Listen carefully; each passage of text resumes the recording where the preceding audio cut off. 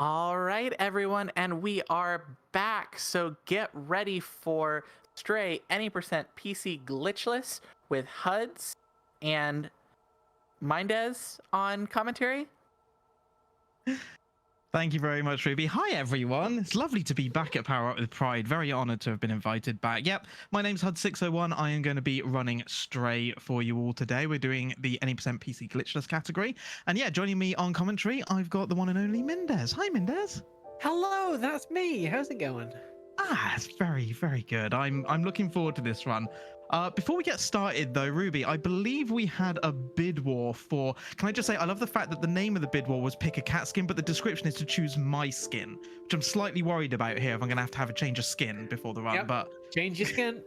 Yep, so just go ahead and shed that really quick because we are going to update you to the Spyro skin. fantastic. Right, let me go and don my horns and my wings, and we'll get ready to go. No, that's a significant upgrade. I gotta be like, let's be honest. Can I breathe fire? That's the question. Absolutely. Do I get to breathe fire? So, a couple of things to let you all know about before we get this run underway. So I've already pre-prepared with the Spyro mod because I did see the bid war and checked, and if I have to change it, I have to restart the game. So thank goodness nothing changed on that one. So to let you know, in regards of this game, firstly, I'm using 3 different control schemes here. I've got keyboard, I've got mouse, and I've got controller, and I will be switching between all 3, which is allowed for the run. I'm also running a macro for this game, which allows me to replicate a free-scrolling scroll wheel. This is sanctioned for speedrunning Stray. It is provided by the Stray speedrun community, but I just need to make you aware that when it comes to the menuing, if it looks like it's abnormally fast, that is why. And we are allowed to use that. Aside from that, we will explain everything else in the game. So, Mindez, are you ready to go? Absolutely. Fantastic. Right. Let's clear this save slot, and we will get underway in 3, 2, 1, go.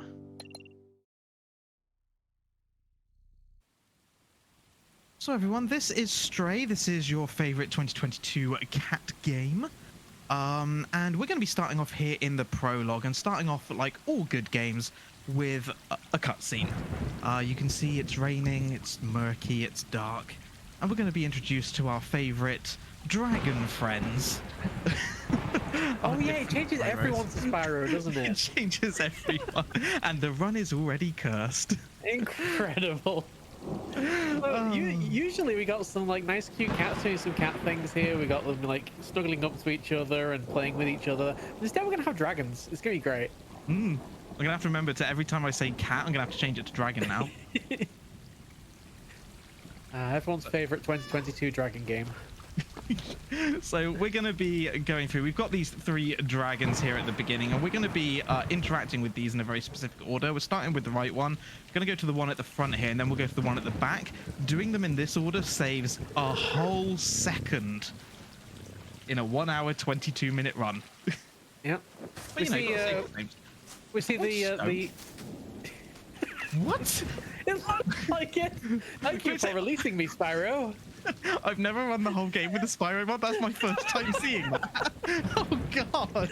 That is incredible. Yeah, I think they have like the palettes of the like I don't even know. It's very. This is a very strange start. Okay, so we're gonna lie down here on the cardboard box, and that completes the prologue. And we're gonna have another lovely cutscene where we're gonna wake up in the morning.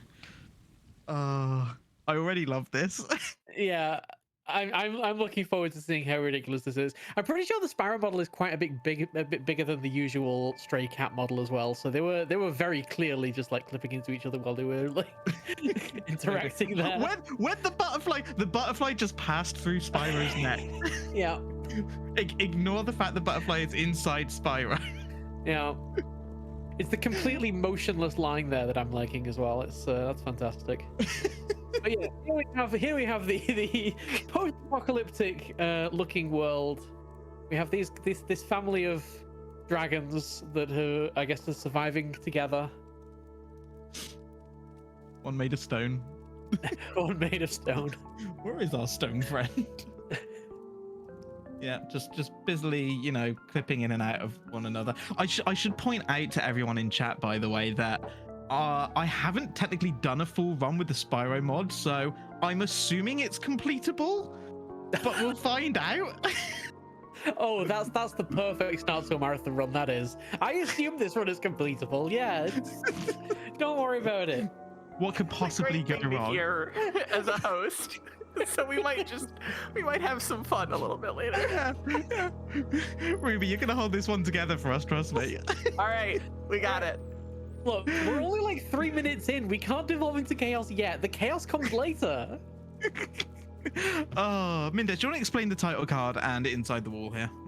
Absolutely. So the Stray consists of numerous levels, and most of the levels in this game are fairly linear and getting from A to B and doing some platforming. But yes, each of the levels has a title card which has a word on it, and you won't be able to read that word because that word is written in the game's in-game language. So yeah, there's a whole language developed inside this civilization that we're going to meet. And the title card for this one says the word blue, which refers to the color of the sky, because we're not going to be seeing much of the sky going forward, but we'll enjoy it while we can see it. And yeah, each of the chapters is associated with a particular word, which just gives you a little bit of a hint as to what we're going to see in it. And I'd say with Spyro's model being so big, it's really hard to line up some of these jumps. Yeah. Because it's very reliant on knowing exactly where the cat is. You definitely crouched under that pipe there. Yep, definitely. Oh dear. Also, I'm just going to curse everyone watching this right now on the basis that I've just noticed. I know it's we're streaming in 30 FPS here. On my side, I'm seeing this at like 200 FPS. The Spyro model, though, is 30 FPS, and it's so jarring. Okay, here's the cutscene. They've magically transformed by magic back to cats. Yeah, we're going to be able to see exactly which of the cutscenes are in engine and which of them are pre-rendered. That's for sure. Yeah. Oh no, our poor cat friend. Mindes, do us the honors. Long live the king. No. One of us always has to do it. But so anyway, that was a completely unrelated group of cats to the dragons that we're following in the story. Don't turn your back on me, Scar. I need to watch that film again. But it turns out our Spyro friend has had a very similar story as well and fallen down into this abandoned-looking, trash-filled sewer tunnel. Yeah, that was just an unrelated cutscene. I don't know why that's in there. Completely unrelated. Okay, so we have fallen down here into the sewers, and we have no way of getting back up. And our poor friend Spyro here taking quite the tumble and blacking out once more. Yeah, we get another cutscene here to start off the game. This one's about 40 seconds long, and we're going to see a little bit of a mystery. We're going to see these tunnels start to come into life, as if triggered by our presence.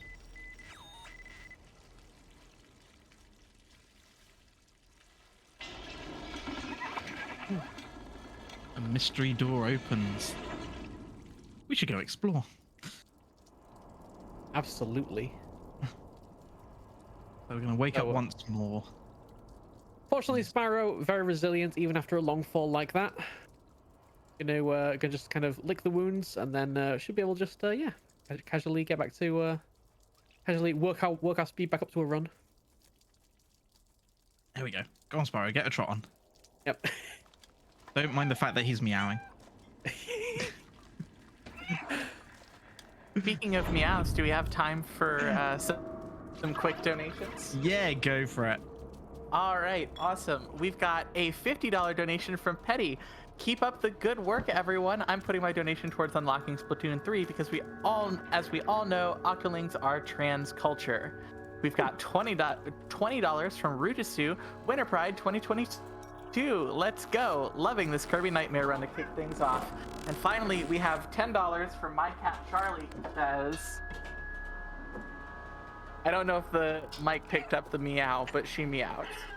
Ah, fine. I'll do you an in-game one in a second. All right, appreciate it. I'm holding a bucket at the moment, so I can't.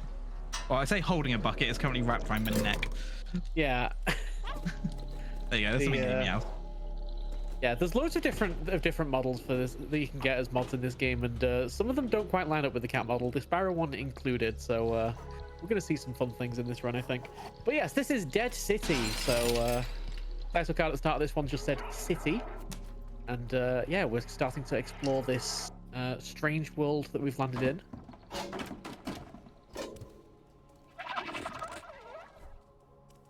We start to see some of the there's lots of signage around that's got like arrows on, which is really cool, like immersive environmental storytelling, and kind of gives you a bit of an idea of where to go. Into our little robot friend here and just kind of abandon him because, you know, we got things to do, we got places to go, we gotta go fast. Gotta follow that rainbow. Right, so we've got this little cutscene here, and all of a sudden, these totally not head crabs, TM, have come to life rather scarily.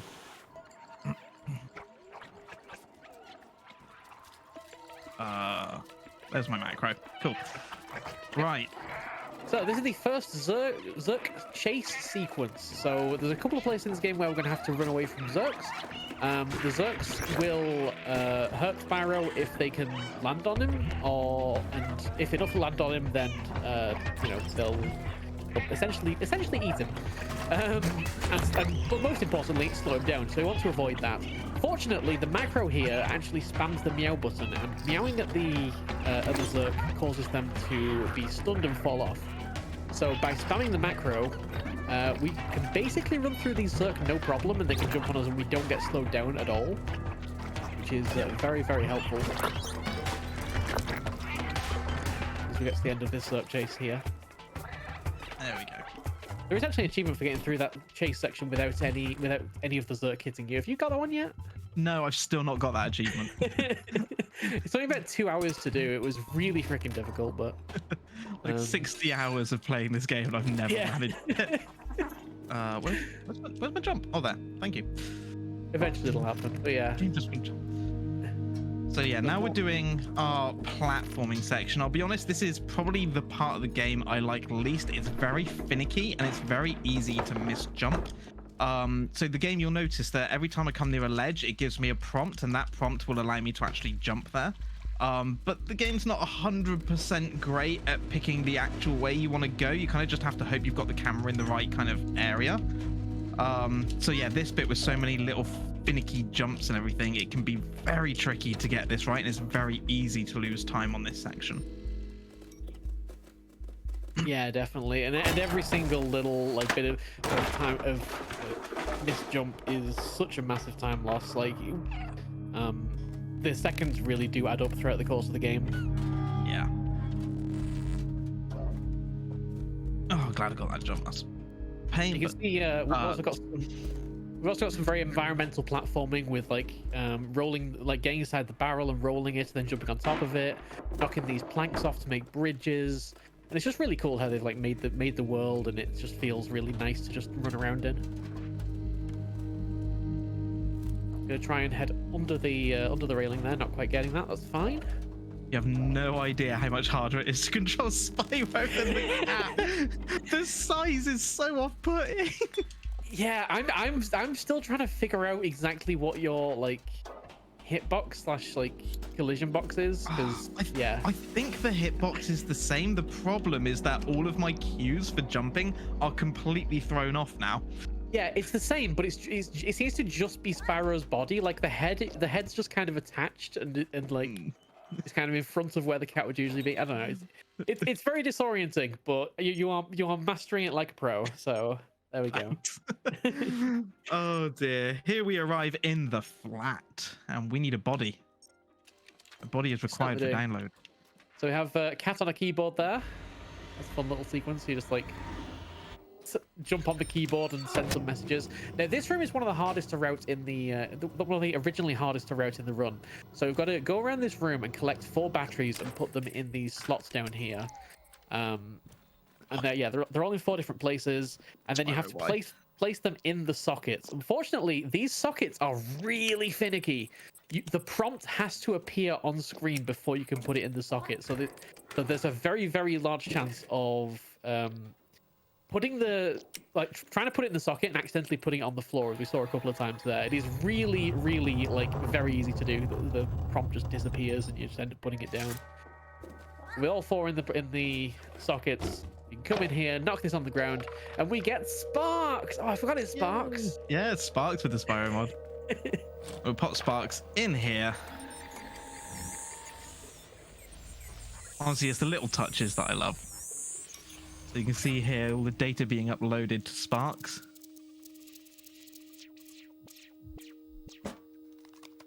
Him falling on the floor. Ooh.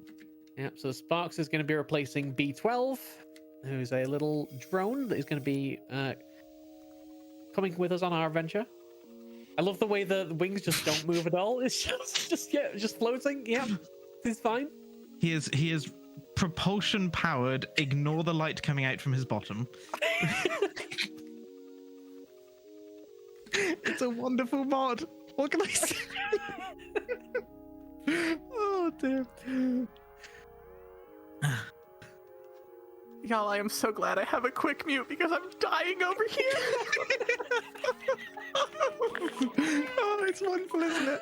I think this has just surpassed the Garfield mod as my favorite mod of this game now. Okay, so what just happened here is that Sparks, or B12, has given us a backpack, but obviously because it's Spyro, we've removed the backpack from this so it doesn't look too weird. There we go. And now we're finding an escape from the flat here. Yep. I'm a good speedrunner, so I remember my codes. Remembered is a very strong way of putting it. Yep.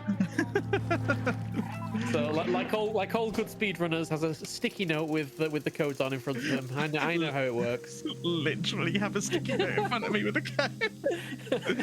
So I kid you not, chat. 10 minutes before the run started, I'm here going, "Where's my post-it note gone? Where's my sticky note?" And I could not find it. And suddenly I'm like, Mendez, what's the codes? I can't remember the codes. I've played this game for 60 hours and I can't remember. Hey, at least this time it was before the run. I mean, That's true. Rather than getting to it and going, "Oh God." Okay, so it's always a fun time conversating with you. But anyway, yeah. Okay, so Spyro, please. Over there, thank you. Right, so we've escaped the flat and we've come across this mural, and on the mural is a postcard of the outside. Ooh, the outside. Sorry, I felt like that needed a bit of emphasis. That's good. Ooh, good. Gonna continue on here, and we reach the slums. Yeah, so the slums is a bit of a hub world, and it's going to be a bit different from all of the chapters that we've experienced so far. So we get to this section, and we find these robots called companions, and they clearly seem very scared of us. I mean, I would be too if I saw a dragon coming down the street, frankly. Exactly. Like with the cat, you kind of can't, like, it's kind of weird, but with the dragon, I can totally understand it.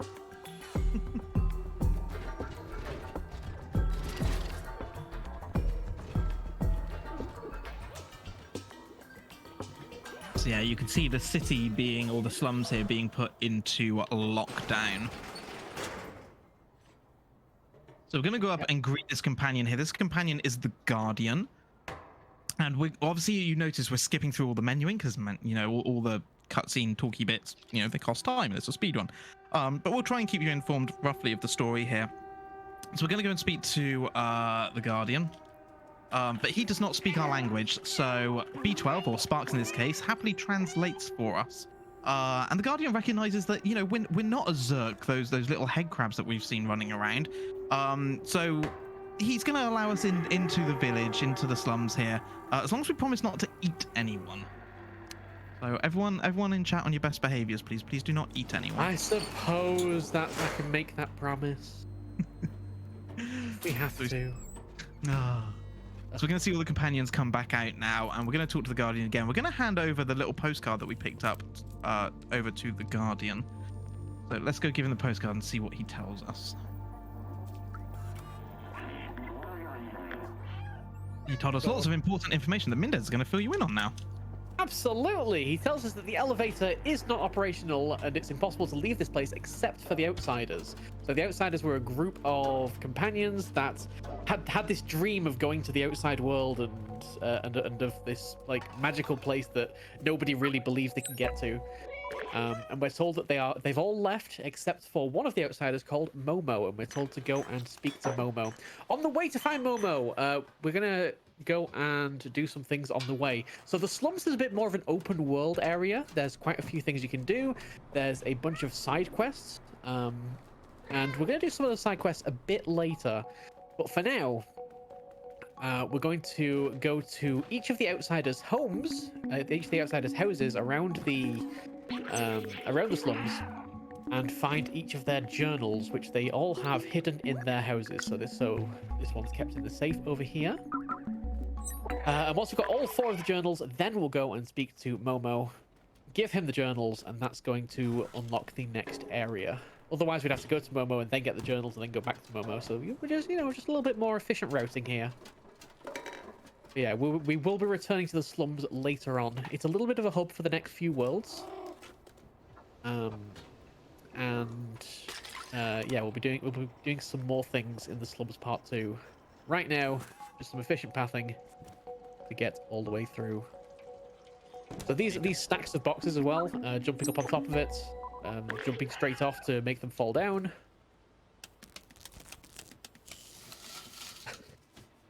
I like the flickering of the light there. Yeah, so because of the way I have my my keys bound to my controller, certain keys share different things. So yeah, the scratching on the blinds also shares one of the buttons with the torch on Sparks here. Yep, and here's Momo! Yay! I love his pride face, by the way, the multicolored face. Is my favorite. Momo is fabulous. We love Momo here. Very fabulous.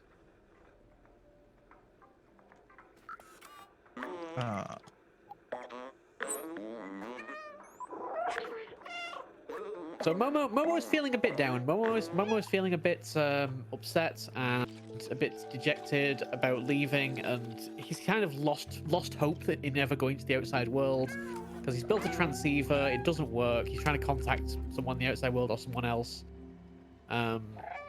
However, by giving him the notes, it kind of revives his passion a little bit. Kind of makes him realize that it's kind of maybe still possible. He fixes the transceiver and then sends us on our way to go and attach the transceiver to a radio tower. So here is the rooftops, and our goal in this chapter is to get to the top of the tallest building so that we can place the transceiver and hopefully pick up a signal.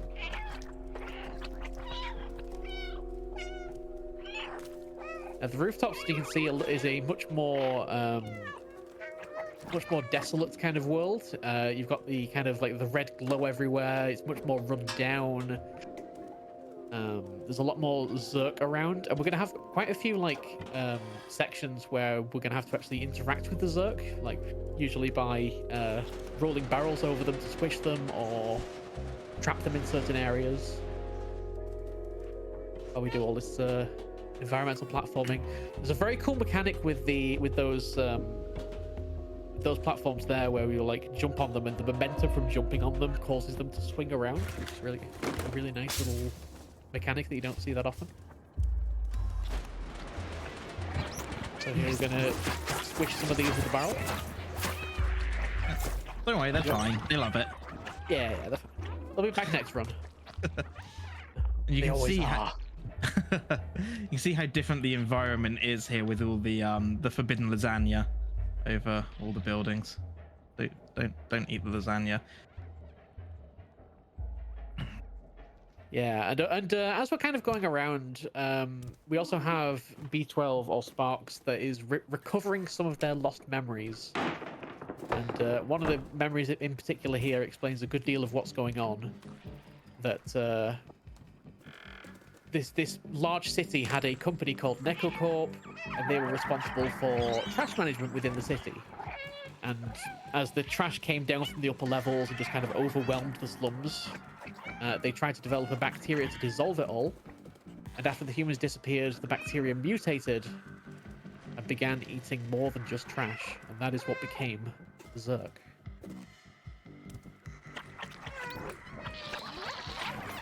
There's a little Zerg section here. You notice that while in the barrel, the Zerg don't really tend to interact with you too much, and yeah, with the macro to just bam meows. Oop.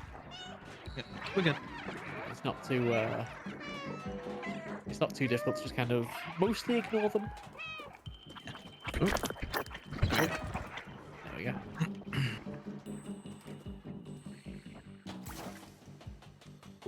So this section is meant to be a bit of a survival section. So activating this lever over here causes an elevator to start coming down. So the idea is to survive until the elevator makes it all the way to the bottom, and as a bunch of waves of Zerg come out. But it's very, very easily cheesable if you just kind of sit on here, because the Zerg never hit you. And if they do, you just kind of meow and wobble. We're doing the wobble. We're doing the wobble. So yeah, this is a little bit of an auto-scrollery section to wait for lift to come down and then take us up. So Ruby, if you got any messages to read, now would be a fantastic time. I do have some messages to read. I have a $20 donation from Dividend Vixen. You're all doing amazing. Keep up the great work. Go Spyro Kitty. Hashtag trans rights. And with that donation, we are just shy of $200 out of the $1,000 donation incentive to unlock Splatoon 3. Ooh, nice. Getting there with that one. Yeah, do donate if you are able to, everyone, for a fantastic cause. Yeah, Always great wonderful to be Splatoon supported. 3. So we've made it to the rooftops here, and we have put our transceiver at the top, and it's lighting up this transmitter tower. And now we're going to get a little bit more of a cutscene, although we're going to be once again skipping through all of the text. But what we basically learn is that this is actually Walled City 99, and it was meant to be a shelter for the humans. The roof is hermetically sealed, and it was built by the humans to protect themselves from the outside, but the cost of that is that nobody can leave. The outside was basically considered a disaster. It's barren, unlivable, and dangerous. But B12, or Sparks here, believes that it is his mission to reopen the city. And as we're in a bucket, as always, spin! I honestly never realized that the extended lore of the Spyro universe was quite this deep and dark, honestly. But there you go. I'm just going to quickly... There we go. Right. Here we go. So we are back in the slums. This is Slums Part 2. And already from the very beginning, I'm a little bit against the clock because I am trying to make a particular cycle that comes up in about 2 minutes. So we're going to come down here, down to the bar. Not there, Spyro, my cycle. And we're going to meet Momo. And Momo's going to invite us inside, and we're going to come over to this computer here where we are going to start using the transmitter to see if we can reach the outsiders. But even though you've got like even though you're going for a cycle, Momo still has to do the pets.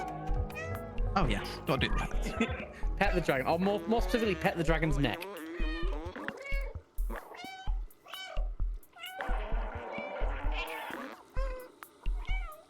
So yeah, Momo here is accessing the transceiver that we placed at the top of that building to try and pick up a signal, and indeed, he does pick up a signal. Mm. And that signal tells us that the other outsiders made it out alive. They're safe. They found a way up, and in order to reach them, we have to go through the sewers. But Seamus then tells us that going through the sewers is madness, and we'll never make it. And so we need to find a way to get through the sewers, a weapon, in fact, that Seamus's father was working on. So we're going to head to Seamus's apartment to go and look for clues for that. In the meantime, here is a cycle. Oh, missed it. Yeah, that jump over to the bar sign. So yeah, missing that cycle costs around about 8 to 10 seconds. But yeah, that one jump on top of the bar sign rather than down to the bottom, because remember me saying earlier about how finicky the game can be in terms of where it wants to send you. That's the cost of it. Missing that cycle by literally half a second. You have to wait for the action to play out. But yeah, so we've gone and distracted this companion here who's thrown a paint can on the floor. And we are going to head down ourselves now. So Momo, you can see, is still walking here, and we'll continue walking while we are in the vicinity of Momo. I'm going to go in here and grab this Super Spirit detergent. That will come into play a little bit later on as we're doing some gathering here. We're going to follow Momo over here to Seamus's flat. Seamus was the person in the bar who basically told us that the sewers were infected with Zerks and that, you know, it's suicide. We'd never make it out alive. But we want to go and talk to Seamus. We're going to knock on the door, and yeah, Seamus doesn't want to talk to us. Yep. So we're going to find an alternative way into Seamus's lab. Gotta stay a little bit back here because this is really easy to glitch into. Yeah. And also going to take this opportunity to cap the frame rate. Yeah. This is a requirement to not glitch because oops. Excuse me. What is going on with my menuing here? There we go. Going all over the place. Right, so this painting here is the only time in the entire run, but the amount that the cat will travel at that point there where we jump in the sky is determined entirely by your frame rate. So if the frame rate isn't capped or is too high, you will get pushed out of bounds and glitch. Now we can just restart from last checkpoint, but it's quicker in this case to simply change the frame rate. There we go, and we'll change it back now. So the reason why we run uncapped is that the game obviously checks for your inputs every frame that it renders. So the higher the frame rate, the better chance it has of picking up your inputs when you're trying to jump. So the earlier you'll actually get things like the jumps, as well as the interactions. That's not that one, it's that one. Cool. But yeah, on that particular part, if you're running it, so my game's currently running around about 250, 300 FPS, it would have pushed us all the way through that wall there that you can see in front of us, and out of bounds and into the void, which we don't want. Yep. This is a glitch run. We want no glitches. We want no cheating. Yep. Just good, clean gameplay. Clean gameplay, exactly. So we're going to come over right to the trader here. Yep. And now we're back in the... So we are back in the slums. This is the slums part 2. And we are going to have to do some of these side quests that we didn't do before, because some of them are required. So what we've done is the detergent that we picked up in the laundry before, we have traded that over at the trader for some cables. The cables we brought over to the grandma robot to knit into a poncho. Love a good poncho, mate. Love a good poncho. The poncho is nicely insulated because they're insulated cables, obviously. Hey. I know. I hate that. But anyway. No, you don't. You love a good pun. I hate it. I love it though. Can I at least have that? Yeah, I'll give you that. And the reason we're doing this is we need the poncho in order to keep Elliot here warm so that he can repair the tracker for us, and the tracker is going to help us find Seamus's father, who was working on a weapon to defeat the Zerk that we're going to need in order to set foot into the sewers. So we bring the working tracker back to Seamus, and Seamus is going to use it to track down his father. So while we've got the tracker here, and we're going to be doing a little bit of a follow thing, one thing that we learn from the initial room that we discovered, where we actually found the tracker, is that Seamus's father, who is Doc, one of the outsiders, had been doing some experiments on the Zergs, and he has discovered that while they make quite cute sounds, they're never actually friendly. They're an old bacteria from human time. They eat all kinds of material. They have total vision in the dark, but they react to intense light. And just to verify the run here, we're going to go with a paper neck. That paper bag does not work on Sparrow's model, but essentially that's That's the typical cat putting their head in a paper bag. So there's where the cat's head actually is on the model. The fun thing with the paper bag is it actually messes up all your controls. So like if you go backwards, you go forwards, but it changes randomly. So good little bit of fun there. Yeah. Oh, we're just following Seamus and waiting for him to get to his destination.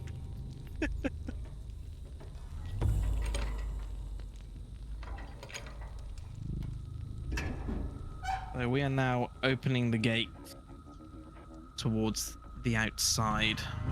But it's not the nice outside, it's more like The Last of Us outside. Great game, by the way. Yeah, we can see all these little pods around the wall, the more forbidden lasagna. I'm getting really hungry now, though. Yeah. I have lasagna for tea. So See, when I first played the game, I thought it was like melted cheese, like on pizza. Oh, it does look a bit like melted pizza cheese, doesn't it? I guess, yeah. I guess it's the same. I mean, you melt cheese on lasagna as well, so it's probably the same. Same aesthetic, you know. So before we head through this gate here, Seamus has given us a pin badge, the pin badge of the Outsiders, so that if we ever manage to meet Doc, he will recognize us as a friendly. Yeah, we are now in Dead End, and we're going to be going through this little chase sequence here, another Zerk chase sequence. And Mendez, over to you. Yeah, it's a chase sequence. We're running away from the Zerk. Oh no, we got to spam the macro to make sure that we don't get slowed down. It's very exciting, these Zerk chase sequences. So usually in a casual playthrough you'd actually try and avoid these Zerk, but yeah, with the macro just very happily just running straight through them.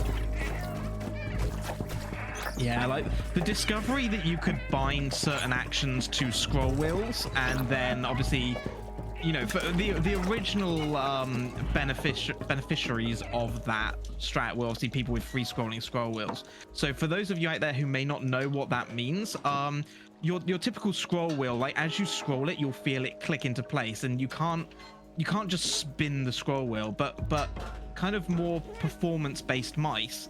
The scroll wheel is actually completely free spinning, so you can just flick it really fast and it inputs hundreds of times per second, sometimes thousands of times per second, which means if you're trying to get like the earliest possible frame for something, or you're trying to repeat an action lots of times, that is a massive benefit.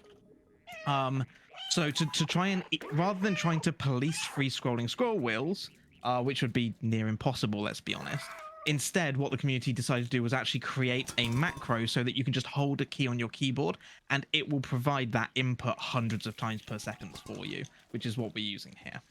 Yeah, it really evens out the playing field. It's a very good thing, and frankly, anything that reduces like massive mashing in speedruns is very much appreciated. Yeah, RSI is not fun. Yeah. Definitely beneficial for you know, like the accessibility side of things as well as your kind of physical health, because you know, we've only got 2 hands and 2 wrists, and you got to look after them, because otherwise, well, you can't replace them. So here we are in Doc's house. We're gonna head down. Here is Doc asleep, and if you haven't got the reference by now, I'm sure you will. Right, Scott. Find that, please. There we go. Right. So we found this, what looks like a giant torch of 1,000,000 candles. Did you ever have one of those, Mendez? Did you ever have one of those, like the torch with the power of 1,000,000 candles? I've always wondered. I don't think so. Maybe it's a me thing. Maybe it's definitely a British thing, I think, rather than, I don't think you get it many other places. But I always remember growing up, my parents had like this giant torch that we had, like a family torch. I remember buying it, and on the packaging very clear, it's like the torch with the power of 1,000,000 candles. And I've always wondered, what would 1,000,000 candles actually look like? That sounds like it'd be very hot. Yeah. There you go. There's my random bit of trivia for the day. So Doc has given us this fuse, but Doc couldn't put the fuse in there himself, because otherwise the Zerks would have got him and eaten him. So we've gone and put the fuse in to provide the power to light what is the defluxer.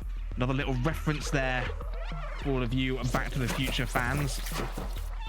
And now we've got to make our way back, and you can see here the defluxer actually pops the Zerks. So remember I was saying that they react to intense light? Well, nothing more intense than a giant power of a million candles UV light. That's canon now, by the way. Absolutely. So yeah, Doc covers our escape there, back into the house. A little bit of a fist pump victory. You know, you can have that, Doc. You win. You did good. And the fastest re-engineer in history, as Doc re-engineers the defluxer to fit inside Sparks. Somehow. It was a giant megaphone. What? How is it? Does it fit? What? What? Also, why did Doc just kick a bucket at her? I love this game. So this game.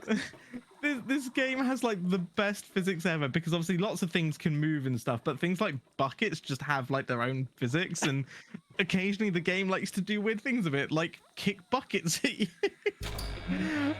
Okay, so we're gonna go out here. We're gonna use the defluxer, and we're gonna take out the Zerks here by the gate. Now the defluxer is very interesting on the fact that you only get 3 seconds of combined use, and if you go over those 3 seconds, you overheat the defluxer. Because he's had to miniaturize it, doesn't have that much power. Like Sparks only has so much power for this thing. So if you overheat, it takes 5 seconds for it to actually recharge, to recover from the overheating, to be able to be used again. And coming up in a second is going to be one of probably the hardest bits in terms of using the defluxer, because we have a lot more Zerks than 3 seconds, you know, will allow you to get rid of, if that makes sense. So we need to be very careful in terms of maintaining our defluxer to not overheat it and lose those 5 seconds. So just going to do this little barrel puzzle here, very straightforward and simple. Going to roll this barrel all the way to the other side to reach a vent to get inside this stuck door. Yeah, and while the defluxer was billed as like absolutely critical for getting through the sewers, there's not really many times that we actually outright need it. It's pretty much just here. Yeah. But yeah, we're definitely gonna need it here.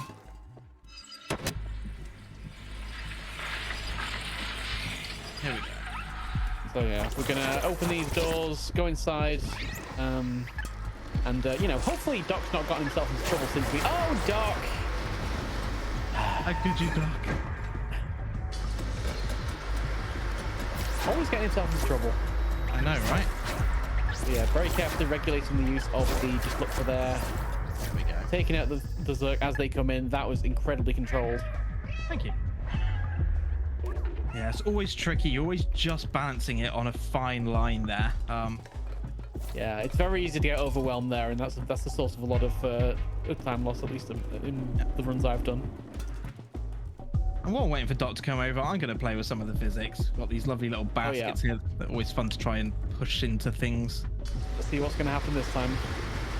Sometimes you can send them to space. Marvelous power of the Unreal physics engine. I always forget if this was built in Unreal or if it was built in Unity. Pretty sure it's Unreal. Yeah, it is Unreal, yes. Yeah. Yeah.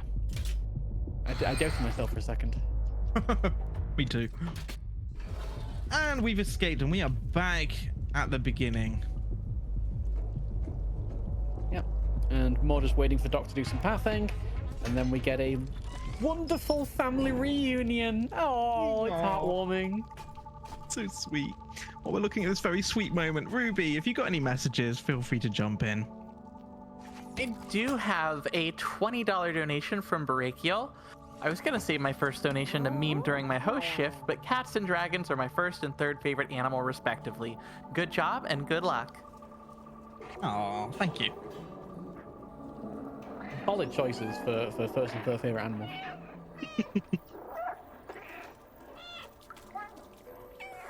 All right, and with the defluxer, now we can get into the sewers. So you saw the gate over here just kind of despawned because we were already close enough to see it. Yep. And we're gonna find Momo waiting for us down here with a little raft as we go for a nice little paddle through the nice, lovely sewers. Now, yeah, this is also a very, very fairly long section with not a lot of gameplay, because we're going to basically just, it's very environmental of rowing through the sewers and just being able to like look around and see just how abandoned this place is. So the title card there says risk. We are taking a big risk by going into the sewers here. Oh, Mendez, fun fact, by the way, which we missed. You know the defluxer? Yeah. Do you know how much power it actually takes to run the defluxer? Oh, is that about 1.21 gigawatts? It is. Yeah. It is that much. Yeah. It's That's a very almost like specific number. it's an incredibly specific number. It's a lot of power Yeah. as well. It's a lot of power. Yeah. Yeah, one thing I'd like to do right now. So, just going back quickly. You remember when we got back to the slums from the rooftops? I do. And do you remember that we needed to enter a code to open the window to get out of the apartment, to get out of Momo's apartment? Oh yeah. Yeah. Do you want to read us that code, Mendez, seeing as we've got time? Absolutely, I do. Let me see if I can find it in my notes. Best password ever. What? You haven't memorized this? I really should memorize this. You should. Yeah, it's 5R422TSSFH://DDIIF1337 R6748923.14TY0LO_AMIL0L carrots BTS 5758123 ADMIN. Easy. Well done. Round of applause. Very, very good. Yep. Cool. So Do that, God. you know, the number of times we've done this run together and you've commentated, and I've every time forgotten to get you to say that, and I'm so glad I remembered. Yeah. I have you got that written on your post-it note? No, I probably should add it. Thank goodness Sparks puts it in for you.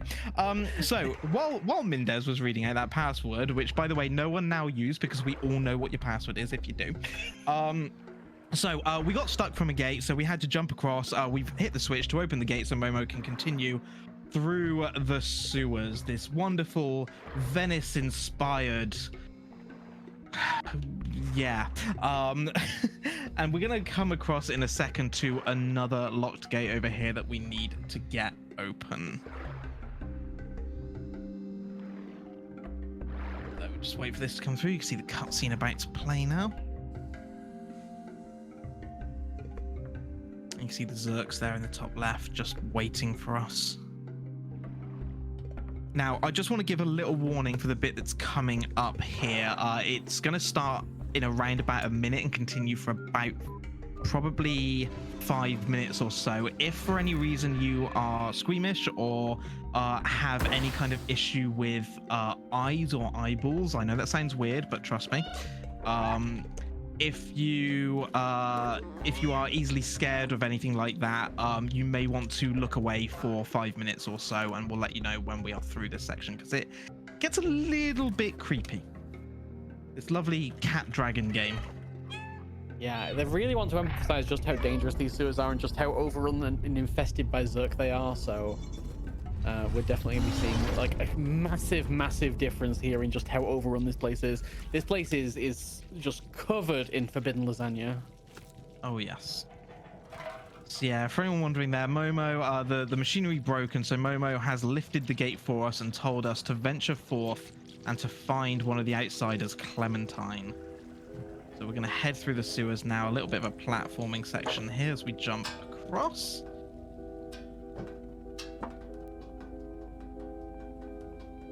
I'm going to follow these pipes, and the macro is going to come in very useful in a second for basically kind of ensuring our survival, because we are about to get completely overrun by Zerks. So you're going to hear me holding this macro down, and we're going to be spamming the meow as we grab this lever, jump down, and through these gates, and you can see all the Zerks around and being released from these pods. Oh yeah, the weird Zerk egg sacs. Yeah, so we've got another bit of a Zerk chase here. This time, don't have much of a choice but to run basically straight through the Zerk. You see, the closer we get to the pods, they turn red, they inflate, and you see all the eyes around the walls on the forbidden lasagna. So, you know, this place not just overrun, but completely taken over by the Zerks and the Zerk kind. A little bit of a respite here. So now we've got another gate in front of us. We need to hit 2 switches. There's one on the left side, one on the right side. Unfortunately, it's not quite as simple as just going from one to the other. So we're going to come down the side here.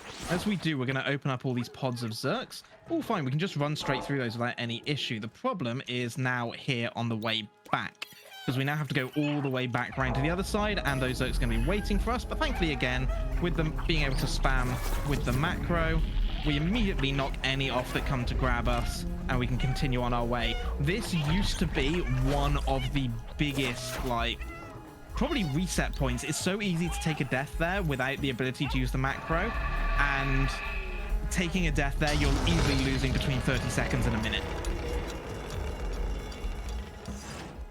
So we make our way through the gate, and this is probably the one cutscene. If you've got any problems with giant eyeballs or anything, definitely look away now. Oh yeah. They interestingly, they never like explain anything about the giant eyeballs or anything. The giant eyeballs are just kind of there. Yep. It's This is never explained anywhere in the game. If you go and explore and speak to every companion and explore every aspect of it, they never explain what the eyeballs are there for or why. They just are. Yeah. So if we want to give, you know, for the people who are looking away, a little bit more nice audio, we have a $5 donation from Danger Dimple saying, I heard a rumor that if we donate, Mendez will rate our favorite animals. Mine are pig, shark, and snake. Club 601 represent. Game is doing weird things. What is going on? I don't know. What? You know how I said I haven't technically tested a full run with this mod? Are you backwards long jumping? What? Oh, I've got to sit through the whole cutscene again. Oh, this could be a problem. Oh. This could be a real problem. Thank you, Danger, for the donation, by the way. Yeah. And shout outs to everyone in Club 601. But oh dear. Yeah, I'll say snake, fantastic. Sharks, I think sharks are pretty good. Pigs, I don't know. I can take or leave. There you go. There's your rating. This could be interesting. Oh, hopefully this doesn't break this time. Let's see. No. I think it sparks. Oh. That's fine. Don't worry. Keep the timer running. We can fix this. I'm gonna have to take off Spyro a second. Keep the timer running. Where is my Spyro pack? Spyro, that one. Let's just quickly move them there. Just to get through this It's all bit. fine. Nobody panic. Panic! Get your panic baskets out in chat. And Right, game should before, come. that's never happened before donations coming in. Okay, so the one good thing is that, assuming it's saved, yeah, it saves us basically at the last checkpoint. So we're going to see the cutscene for a third time now. as intended. It's a great cutscene. Yeah. Like, If you really- if any giant eyeball fans out there, you know, it's incredible. I feel like this is the start of the run coming back to haunt me. At the most haunting moment in the run of all, by the way. I just wanna read out a quote I wrote down. Hopefully this game is completable. I love it. 601, 9th of December 2022. Oh dear, yeah, so obviously the cat picks up B12 here. My assumption is that it's probably the interaction between B12 and Spyro's knocked mouth that is causing some issues. The one thing I will say for everyone out there, the rules for glitchless on Stray state that if you do accidentally glitch for any reason, restarting from last checkpoint allows the run to remain valid. So despite that rather significant time loss, the run is still technically valid at this point. Yeah. In the meantime, we're just going to follow the adventures of this cat that is completely unrelated to Spyro in every single way. So this is just happening elsewhere in the city somewhere. All completely normal. Yeah. I'm now racing in my brain to try and think if there's any other times that this happens.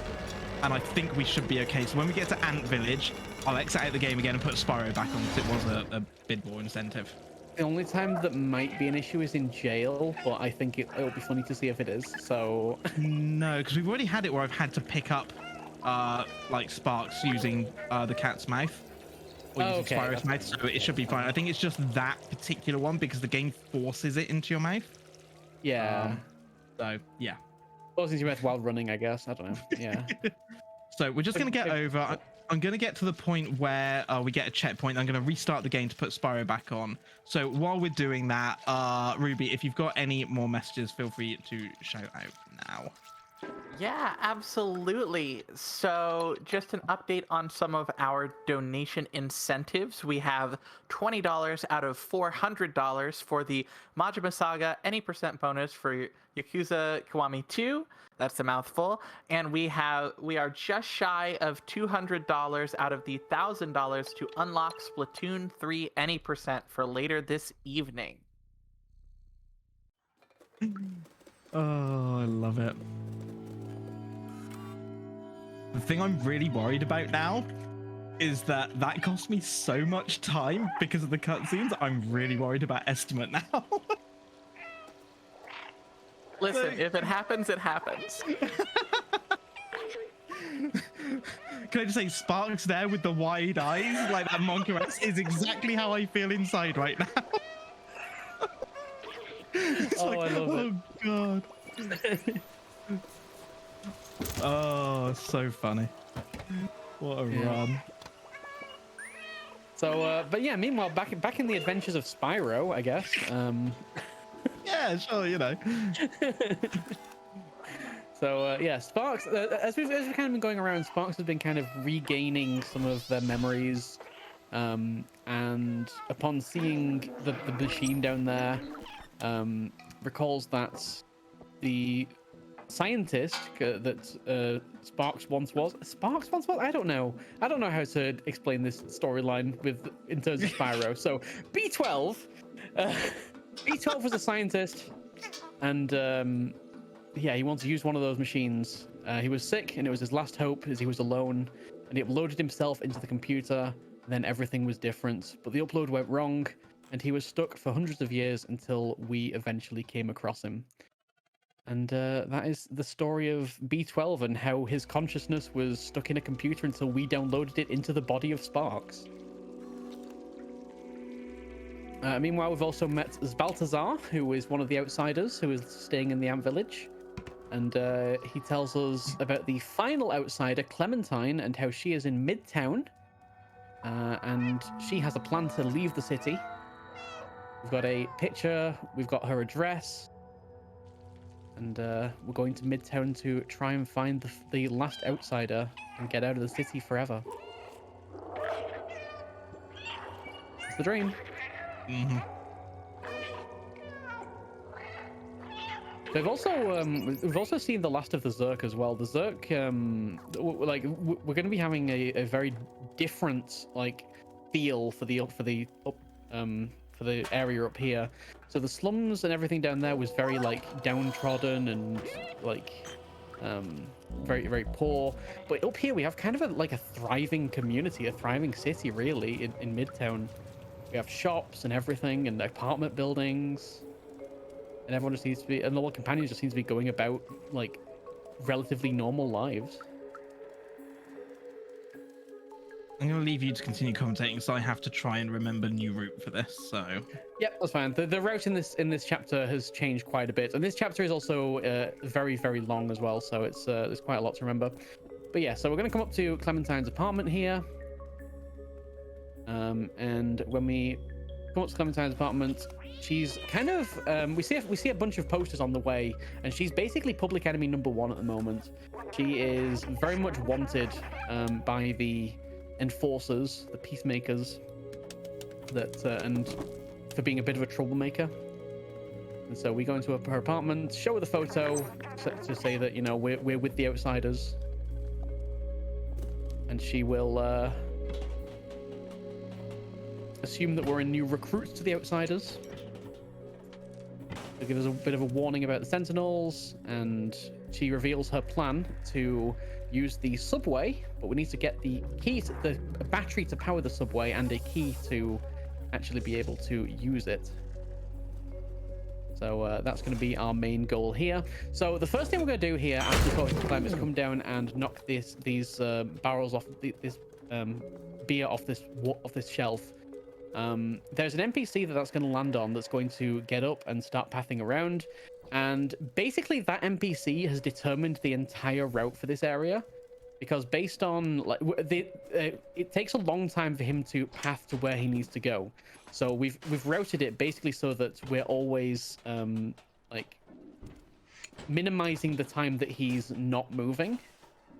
So by starting his cycle at that point, and then we're going to run past him to activate the second part of his walking animation. So we're going to see him there. He's coming out of the bar. So because we're in proximity to him, he's going to actually start the second part of his movement. And this is going to be another very tight cycle. We are also going to get a very loud music coming up. So yeah, apologies for that. I didn't get a lot of warning on that. This part of the music is obnoxiously loud by design. As we just in time. Yeah. Oh, perfect. So getting into that box with just a second to spare there. That's what the race is all about. That's incredibly tight, but doing it that way saves versus the last route we had around about 15 seconds, I believe. It's quite significant time save. Yep. So I've stolen a safety jacket and a helmet, and we're going to be using those to steal our way into the factory, where we're going to steal an atomic battery. Or at least we're going to be giving those to Blazer here, who is in leagues with Clem.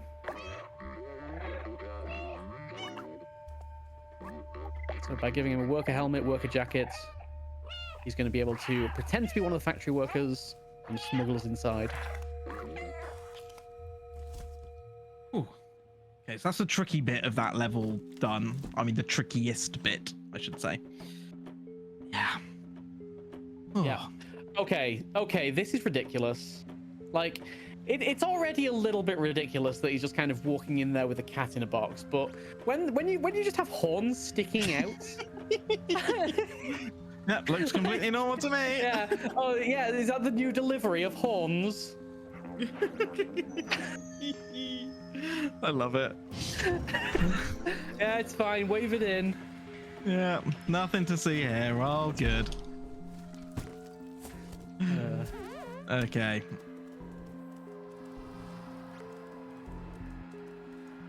Spyro's unblinking model really sells that scene right there. It really does. Oh, this is bad.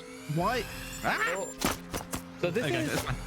yeah. So the factory is meant to be a bit of a stealth section, but we're not going to do like any stealth. Nope.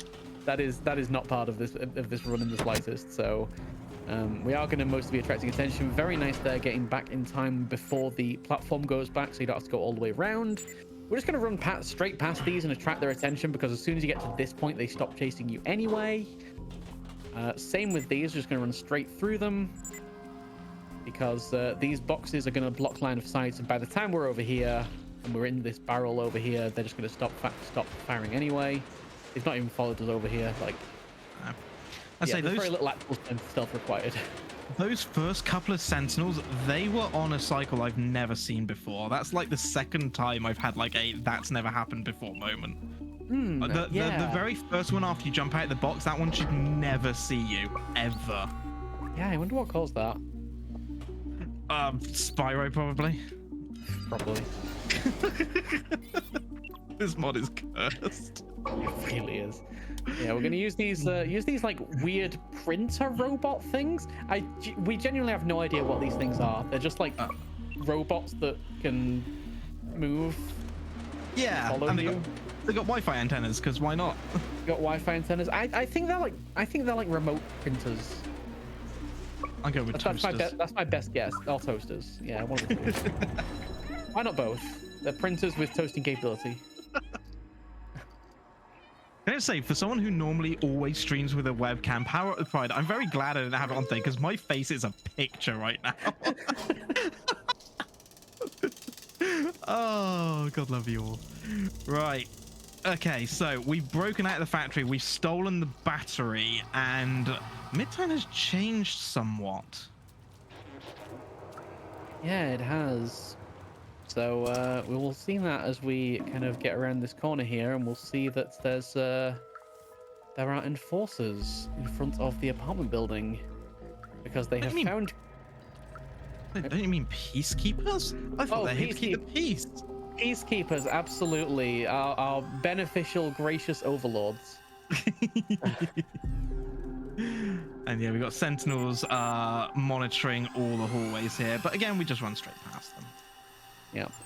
The one drone that you kind of do want to try and avoid is this one over here. If it's not pathing correctly, okay, it did see Sparrow there, which means that we'll have to do a restart from checkpoint in a second, but that's fine. It pretty much just comes down to look as to where that enforcer is. We get back to Clem's apartment. Clem has disappeared, but has left a secret message for us in 4 different places in the apartment, so we got to do a little bit of sleuthing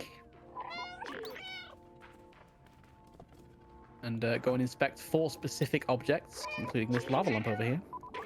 And we get the message: "I'm with Blazer. Come to nightclub." Oh, I'm in trouble. Oh, I'm gonna get a shot. Oh, I avoided it. Do the restart. Okay. They worked out. It worked out. It's fine. Yeah, that's really risky. So basically, if you get caught by that sentinel going into the flat, it tends to hang around outside. What you'd normally do is after getting the 4th kind of secret message, you would restart from last checkpoint, but in an RTA timed run, because we time it loadless. But in an RTA timed run, obviously that cost you like up to 15 seconds. So I thought I'd chance it there and managed to just avoid it. That makes sense. That makes sense. So we come over to the nightclub over here. We got to do a little bit of a quest here. Fetch this companion a drink so that he gives us a lever, because you know people in nightclubs just have levers, right? As you do. Use that lever to shut down the system so we can climb on top of it, and when it reactivates, it's going to take us up to the next level, and we will go and hopefully find Clem, because you know Clem's over here, right? We get a little bit of a lighting puzzle, so we've got these switches that move bits of the lighting. We're going to move things so that we can make a little bit of a path over them. And oh, we see Blazer over there. Oh, Blazer's friends with Clem. Clem must be over there. Easy. Yeah, we'll go over and find out what he's up to. Yeah, we'll just have a party and a bit of a drink. Hey, Clem. Oh no. Clem is looking remarkably tied up today. Ah, oh no. So, what's happening here is that Blazer is double-crossing us and has tied up Clem, taken her hostage, and given us over to the Sentinels. I just want to point out that Blazer goes on a long spiel there, explaining his evil plan to a cat. Dragon. To a dragon.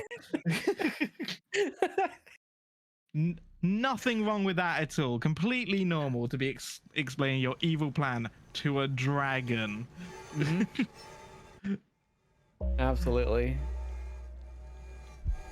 So getting into the jail here, you'll notice that HUD's restarted from checkpoint as soon as the screen faded to black.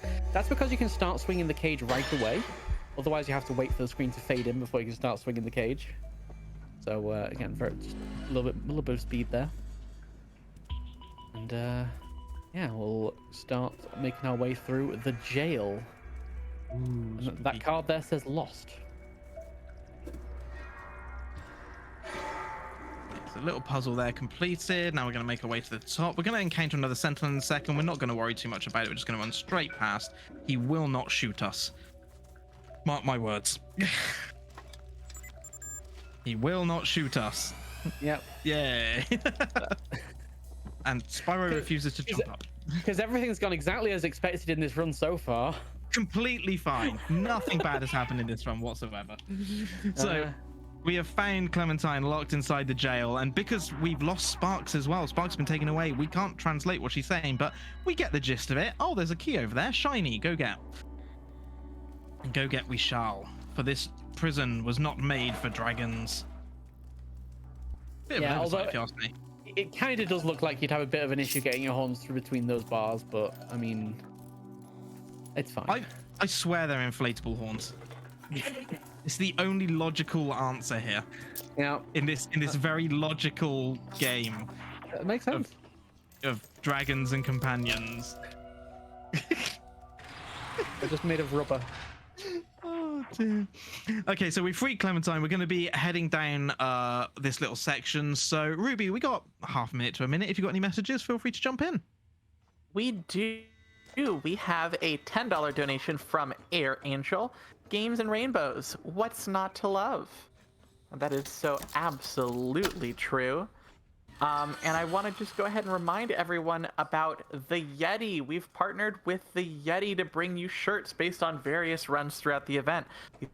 These awesome designs will only be around as long as the marathon is, so make sure you pick them up now. $5 from each shirt sale goes directly to the Trevor Project. Visit theyetee.com. That's THEYETEE.com to check them all out.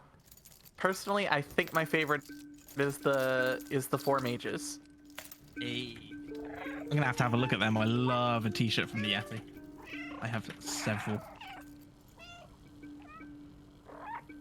Thank you very much for that, Ruby. So, in the meantime, we have come down here, and Spyro here has noticed his best buddy Sparks is all locked up in front of us. Look, he's in a cage. He's in a glass case of emotion. Can't get out. So, yeah, we kind of. It's weird how Sparks is there, but you got the B12 hologram. That's yeah, we're protecting him. We'll forget that bit. Yeah. I'm in a glass case of emotion.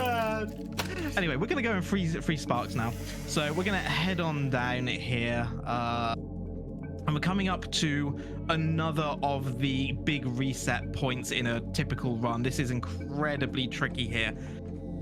So I'm gonna let Mendez take over. Yep, so I did say before that there was not going to be any stealth in this game. That's kind of a lie. There's going to be a little bit of stealth, but not a whole lot.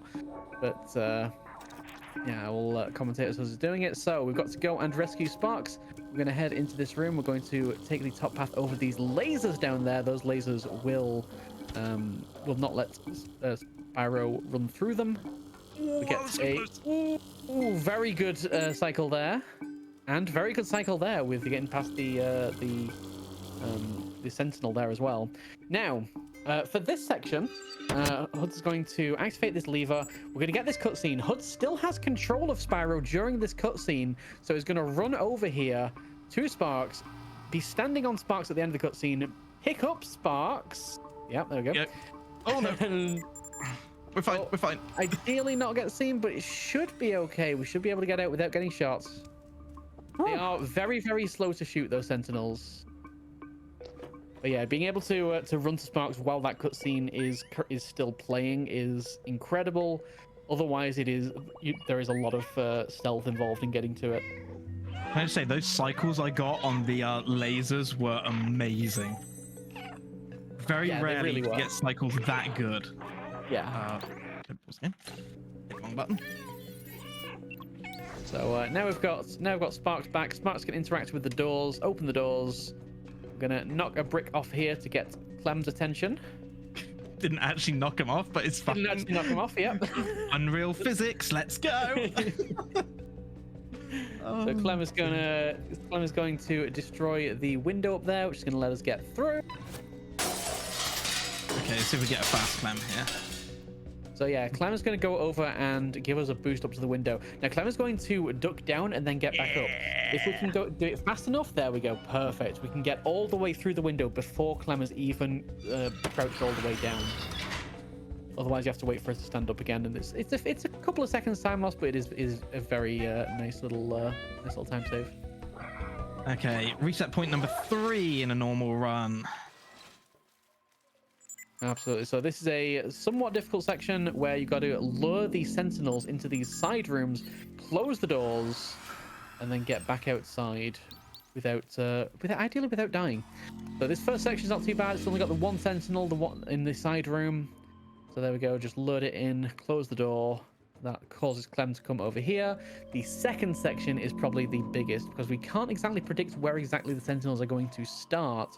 So what Huds is going to do is going to run in, try and attract the attention of both sentinels, lure them in the room, close the door on his way in, use the pillars in the side room to try and shake their fire, and then get out the second door.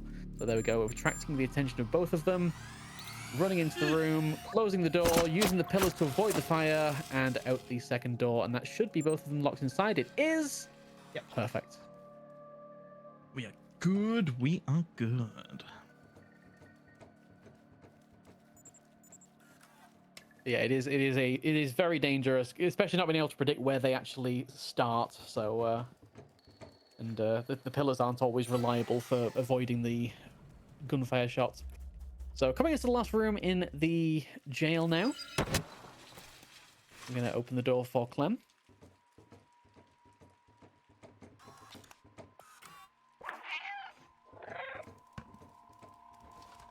And we're going to bring Clem's attention over to this little van here.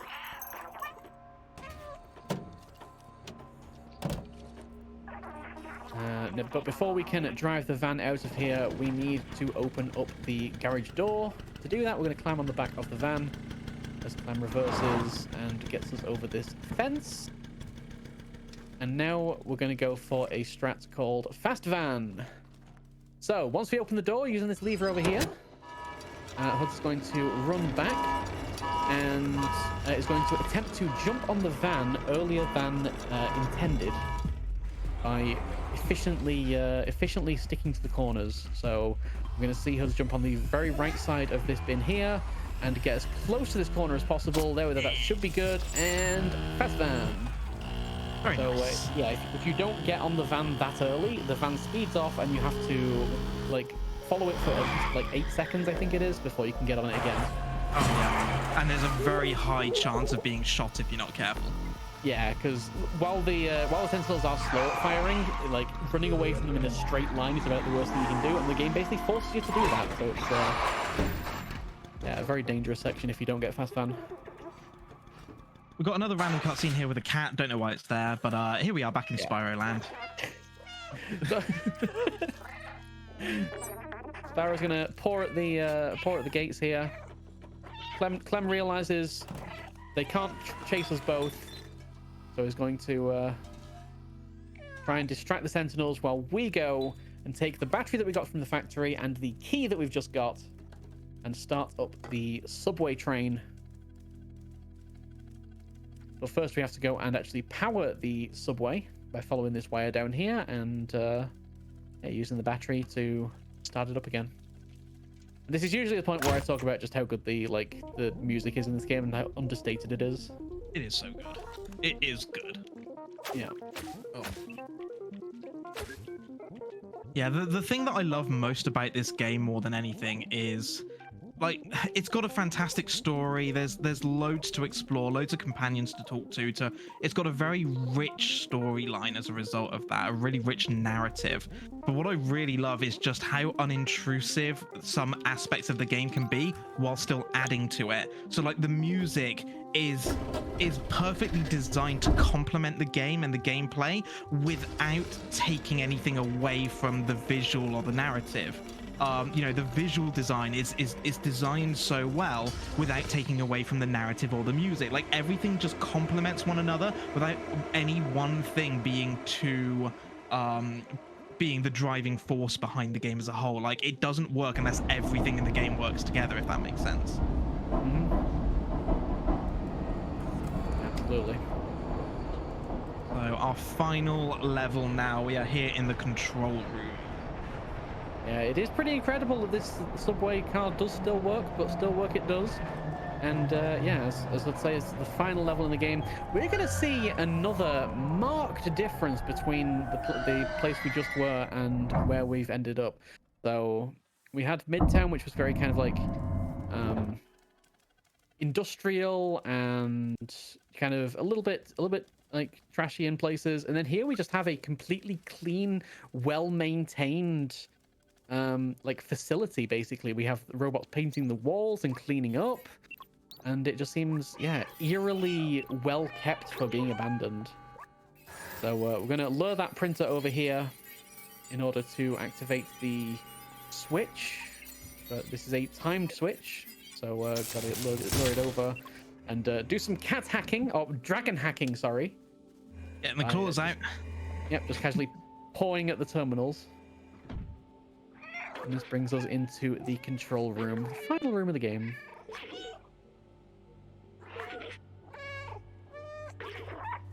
So it was from here that the, I guess whoever was watching over the city was, like, controlling things and originally sealed the city away. And so we're going to attempt to undo that. So in order to do that, we need to come over here. We need to turn on all of these computers by stepping on all of the keyboards. Yeah, Hacker Man. Hack a dragon. Sorry, yes, Hacker Dragon. And then we have 3 terminals that we're going to need to get into. Represented by those 3 padlocks. One of them being over here, and we're going to hack into each one separately using our dragon hacking techniques. I'm just kind of happy feeting on the wires. And Sparks is going to download them or hack into them to release the locks.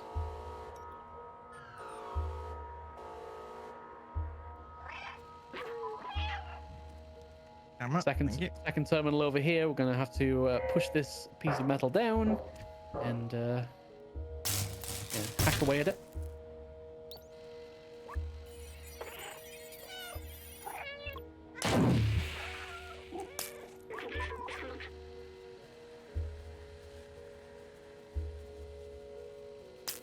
Yeah, and in the meantime, B12 tells us how he hated the people in the control room. They had everything: clean space, limitless power, freedom to move. Little good it did them. And then there was a plague, and everyone was dying, and they thought they were above it all. They did nothing to help us. And B12 watched his family die and felt helpless. And so, this is what he considers his final mission: to open up the city. Activating the roof control station. But he knows that the power required is going to be more than the drone body can handle. And unlocking the system's going to destroy his memory. And he falls to the ground. Rest in Moncaress, my friend.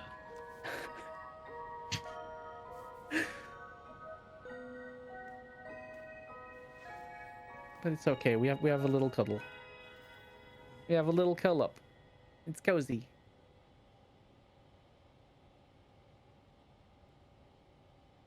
And outside, the city opens. And like looking at this window, you really get a sense of the scale of the world of this city. You can see like Midtown over there on the right. You can see the slums down there in the middle. You can see like everywhere you've been. It's really, really cool how you can just like get to look over it all. And as the sunlight comes and strikes down on the city, all these Zerk who are hit by it immediately explode. Because of course, ultraviolet light. Ultraviolet light was always their downfall. Ultraviolet rays from the sun, immediately just bursting them. And we see Guardian and Momo looking up at the sun. They've dreamed of for so long.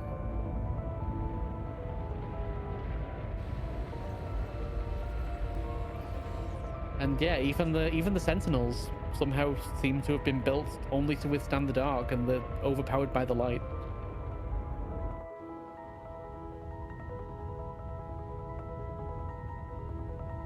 Yep. And you can stay here and you can watch the entire city open up. It's only at about like 20-30% when you regain control. So the city is just still opening up in the background, but we've got control. We can leave. The door is open.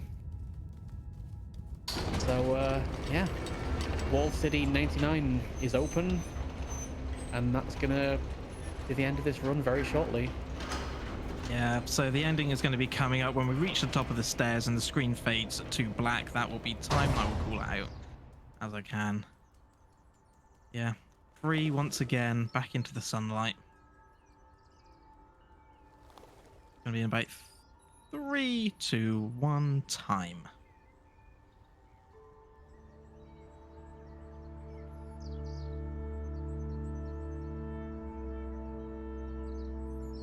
We'll get the Spyro sniffs. Oh, he's doing the sniffs. So yeah, that is Stray the Dragon, Conqueror of the Zerks. Brand new, it's coming out soon. It's a departure from the usual Spyro formula, but I think it's a real evolution in the series. Yeah. One thing I will say, considering I had a 2.25 minute issue in the middle of the run, I had to restart the game 3 times. I know I've gone slightly over on the RTA timer. I'm very sorry, Power Out the Pride. One thing I will say though, we timed this game loadless. I actually came in 3 seconds underestimate loadless. So I'm counting that one as a win. My clock says 1 hour 21:57. So I don't care. For me, that's a win. That's all I care about. Incredible. But yeah, so I'm very sorry, but yeah, 2.25 minutes. Like, I account for most things that can go wrong in this run, as you should with your estimates. I didn't account for the game literally not letting me proceed. And then having to figure out what was wrong. So, but hey, that's part of the enjoyment of marathon runs. You never know what's going to happen on the day, and usually things that you've never seen before will happen. But hey, that is Stray. I hope you all enjoyed it out there. The one thing I will say is this game, it fully deserved being nominated for Game of the Year. It has such a rich storyline. We've shown you just the smallest amount of what this game has to offer. You know, there's loads of side quests to do, badges to collect, loads of companions to talk to that really build up the story that we've only given you a real taster for. Please go out there and support Annapurna Interactive and Blue 12 Studio. Go and buy this game. Go and enjoy it for yourselves, because it is truly a wonderful, wonderful experience. I just want to say firstly a huge thank you, Mendez, for coming along once again to commentate on this with me. It's always a genuine joy to have you here alongside me when I run Stray, so thank you so much. Oh yeah, it's a pleasure, and I think we devolved into chaos faster than ever. So we're setting a real record for devolving into chaos Stray percent. That's my new speedrun category. We are a well-greased machine now. I want to say a huge shout out to everyone in my community over at Club 601. You guys are fantastic. Thank you for showing up. Thank you for all your support as always. And it's always lovely to be able to do these marathon runs and see you guys in the chat. So thank you. Massive shout outs to Power Up with Pride as well. Thank you so much for having me back to do this run. I'm going to be back tomorrow, by the way, doing some Sonk. We're doing 2 Sonk games, so I'm very much looking forward to that. But honestly, you know, Pride and LGBTQ plus, you know, issues and charities are very close to my heart. You know, it's something that I care about deeply. Trans rights are human rights. LGBTQ rights are human rights. Please never stop fighting. You deserve equality. We will get you equality. I am your ally. I always will be. And I care deeply about the Trevor Project as well. So it's a fantastic cause. Please get the donations in. Please keep supporting this event and all the runners as well. And yeah, with all that said, thank you guys. I'll see you tomorrow. I'm going to hand back to Ruby. Thank you so much for that incredible Stray run and that incredibly heartfelt message at the end there. Actually going to take a moment really quick before we get everything set up for the next run. And, you know, Huds kind of mentioned the Trevor Project and how it's a good thing to support. I want to tell you why the Trevor Project specifically exists, as opposed to any other LGBTQIA plus charity.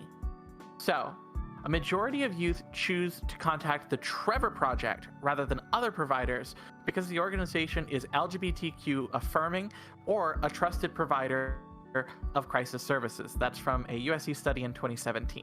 90% of young people who reach out to Trevor experience de-escalation from suicidal thoughts. One supportive person can decrease an LGBTQ youth's risk of suicide by 30%, and the Trevor Project aims to always be there for LGBTQ youth in crisis with a clear message. They should be proud of who they are and that they are not alone.